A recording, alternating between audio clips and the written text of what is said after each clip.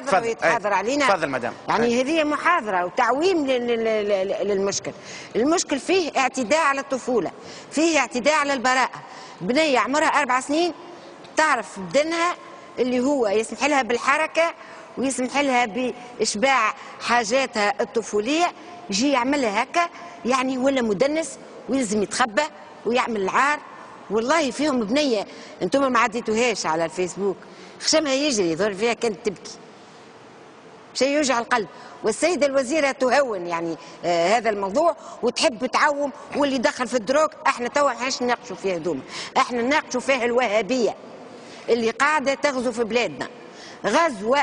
هذايا سي نبيل ولا شو اسمه، شفتك الموكب اللي دخل فيه كي ماد ماكس هاك الكراهب وك الموتورات. فما حتى شخصيه تونسيه تنجم تحوس في تونس هكا ويلقى كل القبول ويلقى يعني على تفاهته.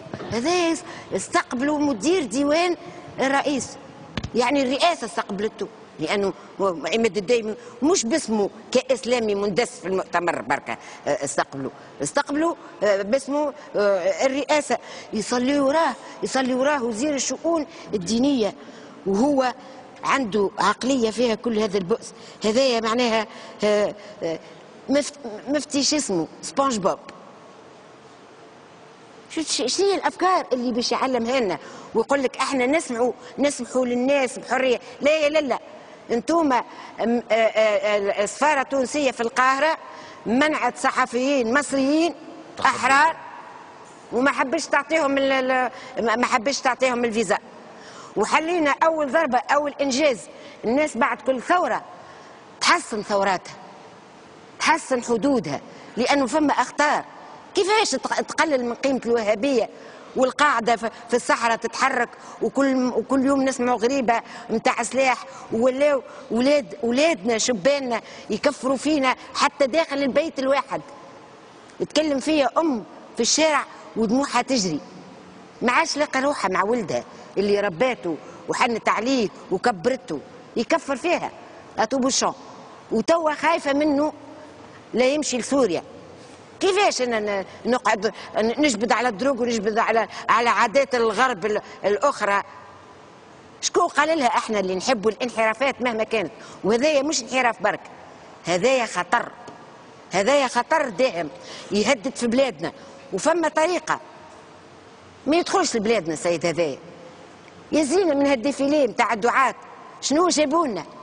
هاو عنا احنا من ذاك العام مفتي الديار التونسيه جاوب بن عبد الوهاب وسماه الضلاله الوهابيه هكا ولا يا استاذ؟ علماء الزيتونه. اي علماء الزيتونه وقفوا له. وتوا يرجع التيار بعد ما تشحن بالبترودولار وبالتخلف وبالجهل اللي عمل طبقات يعني فوق امتنا نظرا للاستعمار ونظرا للركود اللي شافته. توا حقيقه احنا عملنا ثوره عملوها وليداتنا وما عملوهاش الوهابيين وما عملوهاش السلفيين، عملوها وليداتنا اللي ما عندهمش مستقبل. وما صدقنا الربي بدينا نتنفسوا بملء رئتينا وقلنا باش نبنيو دوله جديده يلقاو فيها كل انسان روحه. يا اخي طلعونا رواحنا، عيفونا فيها الثوره، مروا هنا هما والدوله مشرفه على هذا. اي نعم انا نطالب بطرد هذا الشخص والكف عن قبول مثل هذه الافات اللي تفهم برشا دول ترفض دخوله. وهو بيده ما صدقش روحه الراجل، قال لك انا لم اكن اتصور اني ادخل تونس. صح عليه؟ سلاح